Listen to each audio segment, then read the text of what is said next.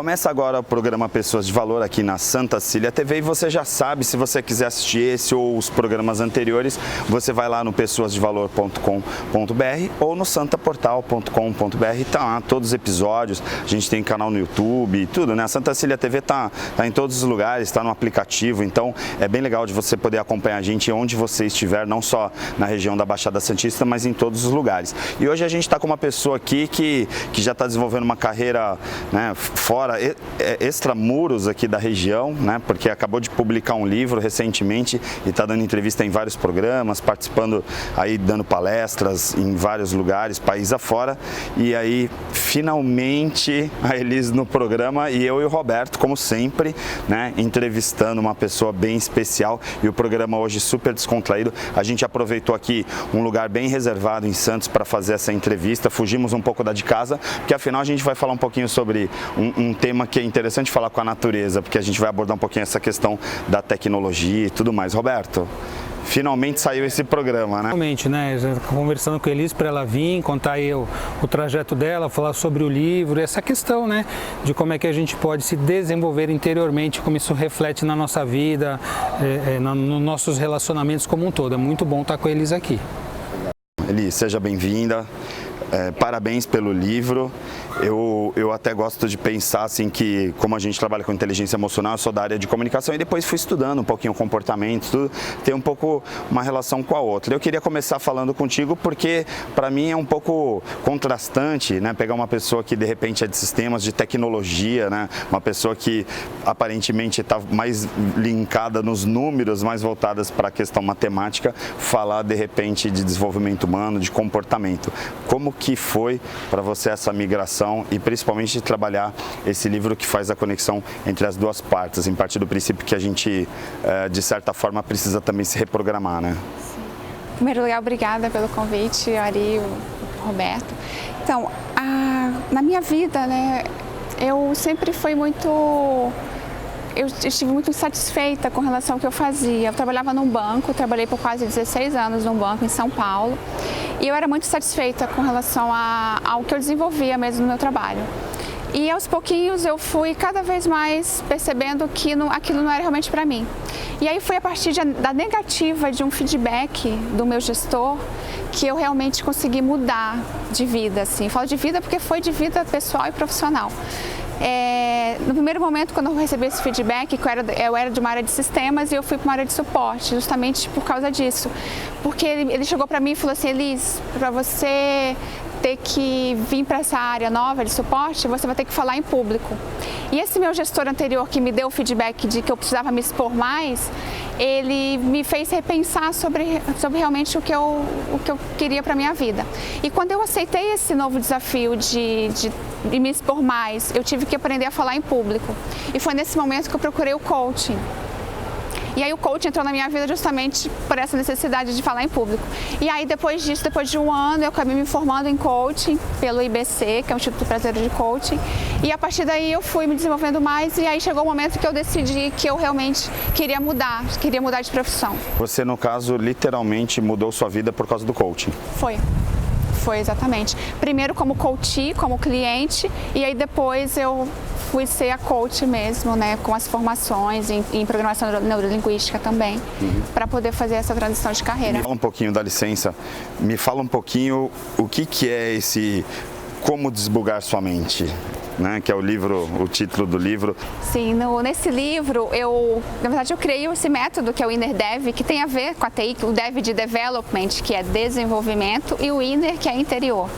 Em que eu divido o método em 5 etapas, né? E aí eu comparo essas 5 etapas, a programação da nossa mente, com a programação de um sistema de computador, né? Então o método, ele tem a primeira fase que é o sonhar, que é quando você identifica o objetivo que você quer. O segundo é o investigar, quando você vai descobrir o que precisa ser mudado, quais são os padrões de comportamentos que precisam ser mudados. E aí depois do investigar tem o desenvolver, que é quando a pessoa desenvolve as novas competências. E aí depois ela começa a realizar, nem que sejam pequenas coisas. Depois que ela realiza, ela acompanha e verifica se o que ela realizou foi aquilo que ela queria. Se ela não conseguiu, ela muda a estratégia e nesse acompanhamento ela volta a sonhar. Então é um ciclo que vai Roberto, a gente está falando num mundo que está cada vez mais absorvendo inteligência artificial, que as máquinas estão aí dominando. Muitas das operações repetitivas que a indústria faz já foram substituídas por robôs. A gente está chegando nesse nível que a neurociência está conseguindo desvendar o cérebro efetivamente, e aí a gente está cada vez mais percebendo que os robôs, as máquinas e os seres humanos têm determinadas características muito parecidas. Será que a gente no futuro vai conseguir entender melhor as emoções e conseguir saber lidar melhor com elas nesse mundo tão tecnológico que a gente vive? Acho que é a busca, não é? E quando você fala numa questão de padrões, tudo, nós também temos padrões como se fossem robôs, que são nossos hábitos, né? Nós criamos certos caminhos que acabam sendo certos sistemas de comportamento, de ação, de reação, de ter um estímulo, de dar uma resposta, que são automatizados, como até um programa de computador também. E a questão de poder sair dos hábitos automatizados é a gente ter a consciência daquilo que está acontecendo e do que nós estamos fazendo. Quando a gente amplia a consciência, a gente não é mais refém dos hábitos, a gente não é mais escravo dos hábitos, e a gente pode fazer nossas escolhas com uma consciência mais ampliada. E isso vem junto com a questão da inteligência emocional. A partir do momento em que a gente pode fazer escolhas, entender, compreender o nosso campo de atuação conosco, com os relacionamentos com os nossos sistemas, a gente pode ampliar essa consciência, né, uma consciência mais sistêmica, uma inteligência, uma sabedoria sistêmica, e aprender a lidar melhor conosco. E aí o reflexo disso é como a gente vai lidar com o mundo, com as pessoas, com os nossos relacionamentos. Isso é muito, muito importante. Agora, Elis, assim, no computador, às vezes a gente está lá e fala assim, poxa, deu pau, né? A gente fala, né? Deu um problema lá, um bugzinho, né? Deu algum problema, a máquina para, aí tem que passar antivírus, aí é um problemão. Nos nossos cotidianos, às vezes a gente também dá aquela surtada, dá aquele programa. No computador você vai lá, entra, muda o sistema, entra na programação, né, e tira um negocinho ou outro, tá, para resolver. E na nossa mente? Então, a nossa mente também buga, né? Tanto que o livro é Como Desbugar a Sua Mente, que é nesse sentido mesmo, de minimizar esses bugs, que nada mais são do que aqueles erros que a gente tem, erros no sentido de bloqueios mentais, que são as crenças limitantes, e acabam provocando esses padrões de comportamento que a gente tem, porque muitas vezes a gente vive no piloto automático, né? A gente está ali fazendo a mesma coisa todo dia, do mesmo jeito, tem as mesmas reações, as mesmas ações, e aí não percebe muitas vezes o que a gente está fazendo. Então, essa mudança de comportamento é que vem realmente ajudar, né, a pessoa a começar a desbugar. Quando ela começa a ressignificar as crenças dela, ou seja, dar no presente um novo significado de algo que aconteceu no passado, ela vai tendo insights, ela vai ampliando a consciência dela e ela vai começando a fazer diferente. A gente poderia comparar grotescamente assim, é como se fosse inserir novos sistemas, novos softwares para fazer com que o hardware funcione melhor? Eu falo que é como se fossem uns downloads que a gente faz, né? Eu acho que toda essa ampliação de consciência, tudo que a gente aprende, tudo que a gente lê, tudo que a gente estuda, toda essa autoanálise que a gente faz, eu acho que são downloads que a gente vai fazendo na nossa mente. São âncoras que a gente vai instalando na nossa mente para que a gente tenha mais controle emocional, mais inteligência emocional, para conseguir realizar aquilo que a gente quer. A gente está preparado para essa velocidade, assim, a quantidade de informações, de estímulos, né? Parece que está tudo tão rápido, as pessoas, assim, passa um minuto, as pessoas já estão, eu estou atrasado, eu estou isso, estou aquilo. Como viver nessa velocidade? Esses dias mesmo eu dei uma entrevista pro UOL sobre o pensamento acelerado, né? A síndrome do pensamento acelerado. Quem falou isso existe desde sempre, né? Mas o Augusto Cury, que é um psiquiatra brasileiro, escritor, ele colocou isso de uma maneira mais estruturada. Nós vivemos num mundo acelerado. Então, se você comparar um filme de hoje com um filme de décadas atrás, nossa, não tem nada a ver uma coisa com a outra. Hoje a velocidade é rápida, as imagens, os sons, não é? E a gente precisa, parece que acompanhar esse mundo, senão a gente fica deslocado, se sente deslocado. Isso a gente tem que aprender a lidar, e ter momentos que você tem que ser mais rápido e momentos que você tem que aquietar, acalmar, porque se a mente fica exageradamente acelerada, os pensamentos levam a gente embora, a gente desconecta corpo e mente e gera o padrão de doenças que a gente tem hoje em dia, que é a ansiedade, que é a depressão, que é quando a gente se desconecta, a nossa mente vai para o futuro ou vai para o passado e não está aqui. E isso já é difícil no adulto. Eu colocaria que hoje as crianças, desde pequenas, já vivem imersas nesse mundo, e devido à neuroplasticidade a gente não sabe aonde isso vai dar. Como é que essas crianças que estão tão envolvidas nessa tecnologia, nessa rapidez, como é que o cérebro, que é tão plástico, tão móvel e muito mais ainda das crianças, como é que isso vai refletir no futuro? Eu fico muito preocupado em ver. Eu vejo que os jovens só gostam desse tipo de tecnologia, não querem mais ler, não querem fazer nada, então não interagem somente por equipamento, por máquina, e isso está afetando os relacionamentos, está afetando os resultados desses jovens até escolarmente, não é? Como é que eles lidam com as coisas, a frustração, é muito mais difícil ter frustração para os jovens hoje, eu acredito que tem a ver com isso. Quando eu comparo com o computador, aí eu penso, né, poxa, eu fui lá e coloquei mais memória, aumentei o HD, coloquei um processador mais rápido, eu não consigo ainda imaginar fazendo isso no meu corpo, né, porque o Miguel Nicoleles até está desenvolvendo uma relação agora com próteses de fazer com que a pessoa possa controlar através do seu cérebro as próteses e que isso é sensacional, né, fantástico, vai mudar, né, nós vamos virar meio robôs mesmo no futuro e vai ter uma longevidade muito maior. Mas, por exemplo, como que a programação neurolinguística ou o próprio coaching consegue, entre aspas, emular, né, simular essas ampliações de percepção e mudanças e ressignificações? Eu uso muito uma técnica que eu uso, inclusive eu falo no livro, que é a instalação da âncora mental, né? Que é quando você se lembra de um momento que você, vamos supor, a pessoa quer se sentir segura, então ela se lembra do momento em que ela estava segura e aí a partir desse momento ela grava algum movimento do corpo dela, um estímulo, né? Ela aperta a mão, sente a segurança. E essa pessoa ela pode usar esse estímulo quando ela precisar. Da mesma forma que a gente tem no nosso piloto automático, a gente sente o cheiro de um café, de um bolo e lembra de alguém, são âncoras que foram instaladas automaticamente. Ou sente o cheiro de um perfume, ou ouve uma música e lembra de alguém. Então, da mesma forma, a gente também pode instalar. Então, a PNL, que é a Programação Neurolinguística, ela vem justamente para ajudar a gente nisso. Mostrar que a gente pode sim trazer para o nosso corpo algumas sensações, como aquilo que ele falou, a gente tem que perceber mesmo. Tem algumas meditações que a gente pode fazer, tem a meditação que é a meditação zazen, que é a tradicional, mas tem a meditação ativa, inclusive que eu cito no livro, que eu oriento, porque essa que funciona mais em mim, que é quando você mexe o teu corpo e você foca no teu coração. E aí quando você faz isso, você esquece tudo o que está acontecendo. Atualmente não vai parar, claro, mas você vai focar no corpo, no coração, no movimento, na energia circulando no corpo. E a partir daí a pessoa ela tem mais atenção, ela foca mais no presente. E quando ela foca mais no presente, ela se sente menos ansiosa e aí aos pouquinhos ela vai mudando aquele padrão de comportamento que ela tem, acelerado ou de ansiedade. Então a programação neurolinguística vem nesse sentido. Até um conceito, né, que a gente fala de mindfulness, da presença, de colocar a mente no presente, tem muito a ver também com essa coisa de você, de repente, não lutar contra, mas talvez não correr na mesma velocidade que a tecnologia está indo, né, Roberto? Exato, é estar presente. O mindfulness, né, se a gente pudesse traduzir aproximadamente, é atenção plena no aqui e agora, que é exatamente onde nós estamos. Então, imagina se nós estamos aqui, mas estamos pensando lá que a gente precisa fazer tal compromisso daqui a pouco, ou ficar o que aconteceu lá atrás, isso tudo tem que ser integrado. Então, quando você trabalha a presença, é você estar ali fazendo o que você está fazendo, não é? E o conceito de mindfulness e de atenção plena, de estar presente, é muito importante e você sente uma pessoa que tem presença, não é?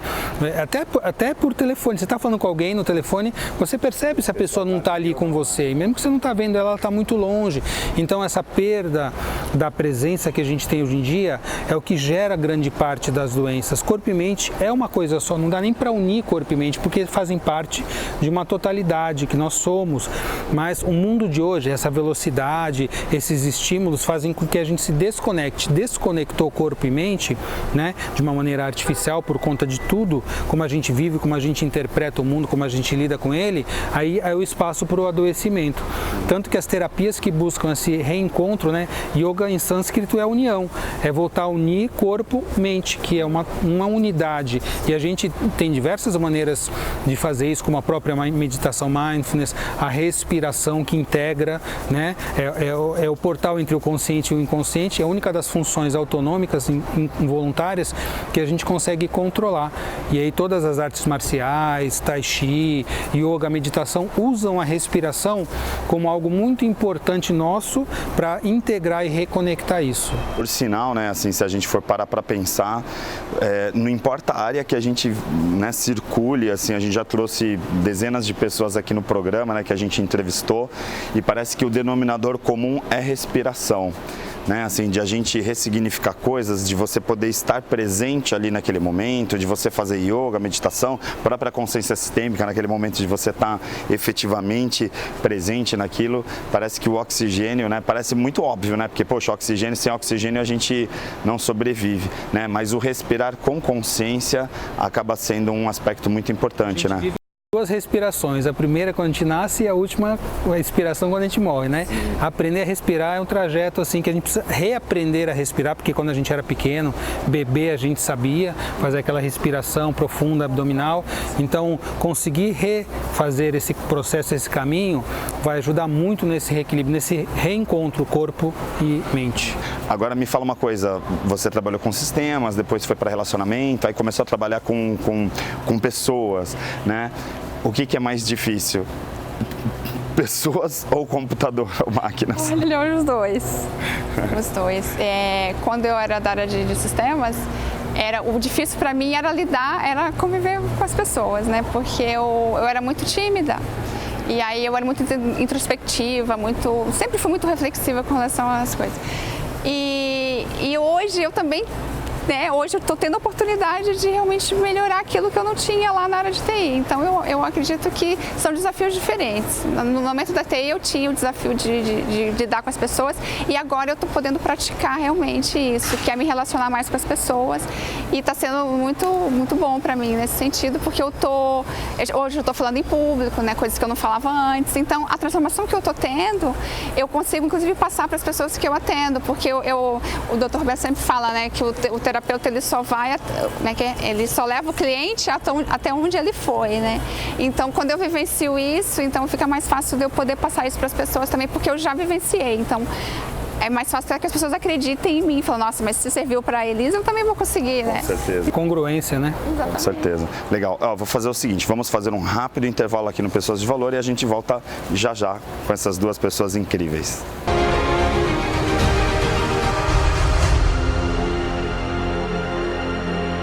Há mais de 25 anos, o Célula Mater promove a saúde com alta precisão de resultados em toda a Baixada Santista. São mais de 100 exames disponíveis, com resultados em até 24 horas. Laboratório Célula Mater, investindo em tecnologia em benefício da vida.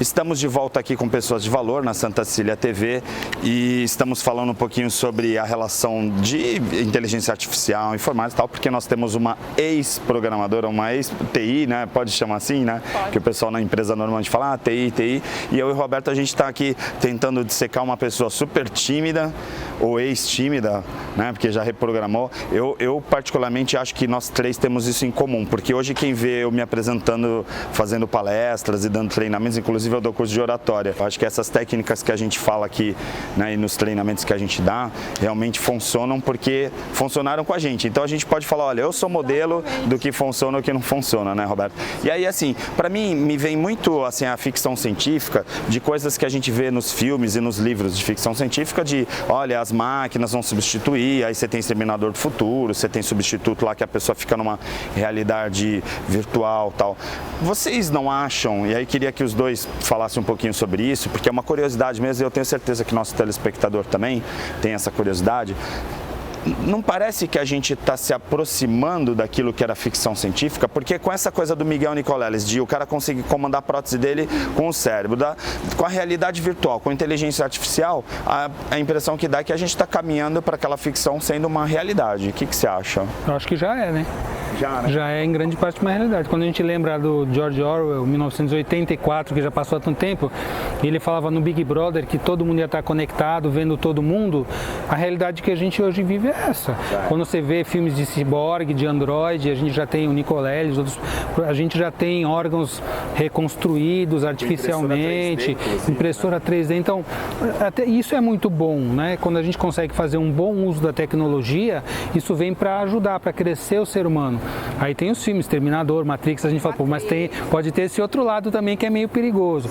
Basta a gente saber usar a tecnologia de uma maneira mais sábia e não simplesmente fazer um overuse, né? Simplesmente usar de uma maneira que ela ajude a humanidade a ser mais humana e não que seja substituída pelas máquinas. Essa é a minha visão. E você, Elis? Eu vi o filme Matrix, né? Quando o Neo ele deita naquela cadeira e aí vão fazendo os downloads das artes marciais, tudo que ele tem que aprender. A gente está vendo isso hoje nisso que você falou, é o chip que coloca aqui e o cara pensa e a pessoa que não consegue andar, ela consegue com o pensamento movimentar as pernas a partir do dispositivo que é colocado nas pernas. Então a tendência, eu acho que essa eu acho muito bom, desde como ele falou, que seja usado de forma positiva, né? Porque tem filmes que realmente mostram coisas usando aquilo para o mal, mas a ideia é usar realmente para o que é bom. Porque ficção sempre tem que ter essa coisa da jornada do herói, né? No nosso dia a dia. Mas aí, de repente, você tem robô tocando piano, emocionando as pessoas, reproduzindo perfeitamente. Será que vai chegar num determinado momento que a gente vai ver o tempo de Napoleão Hill, né? De ter reproduzido a lei do triunfo? Olha, se você seguir esse modelo dessas 16 mil pessoas aqui, esses comportamentos comuns ou os comportamentos empreendedores, no caso de Empretec, a gente está, na verdade, reprogramando as gerações que estão vindo para serem pessoas bem-sucedidas, pessoas felizes e tal. Isso não é muito artificial, Roberto? É utilizar a tecnologia de uma maneira a crescer para o mais. Então, se nós podemos usar padrões novos, padrões aprendidos, habilidades, para ajudar que a gente seja mais humano no mundo, eu acho que isso é fantástico. Então, todos os pesquisadores, os cientistas, eles vêm trazer inovações que, quando bem utilizadas, elas vão servir à humanidade. Agora, será que o robô vai ter sentimento? O robô ele pode ter inteligência, ele tem uma inteligência artificial. Agora, o que difere um robô, por mais perfeito que ele seja, é que a nossa máquina humana, ela ainda é superior a tudo que se conhece no universo, inclusive e principalmente o nosso cérebro. Então, eu não sei, eu não vejo hoje, com a tecnologia de hoje, um robô simular emoções. Ele pode simular comportamentos, habilidades, aprendizado e aparentem uma emoção. Exatamente, que aparente uma emoção. Então, mas é porque quando eu puxo essa coisa da ficção científica dos robôs invadindo e tudo, mas também tem o outro lado da ficção científica que o cinema reproduz, mostra pra gente. Eu sempre penso que o cinema vai mostrando para as gerações o que vai acontecer lá no futuro, como se estivesse preparando a gente. E aí, existem muitos filmes que tratam das pessoas assim, olha, agora a gente tem uma sociedade perfeita, uma humanidade que não tem mais guerras, não tem mais nada, porque simplesmente conseguiram eliminar as emoções. E aí?